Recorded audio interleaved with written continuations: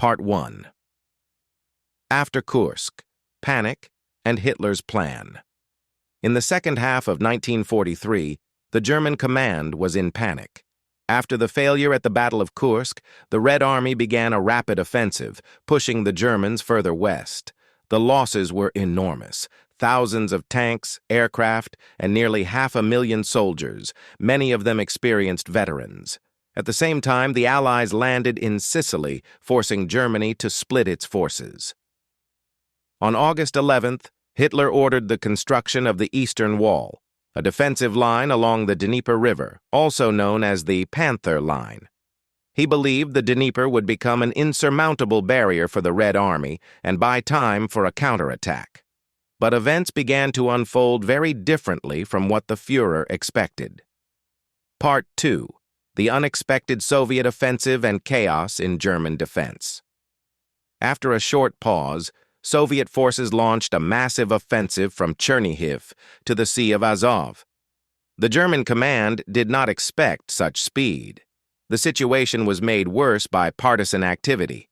Railways, bridges, and supply hubs were blown up on a large scale, paralyzing German logistics. By early September, it became clear that the front might collapse. The Germans began using scorched earth tactics, destroying everything in their path during the retreat. On September 15th, Hitler allowed the withdrawal of troops to the Dnieper, to the Eastern Wall, which was supposed to become the last defensive line. Part 3. Crossing the Dnieper and enormous losses. The Dnieper was supposed to become a natural fortress, but first it became a problem for the Germans themselves. A limited number of crossings created bottlenecks and chaos.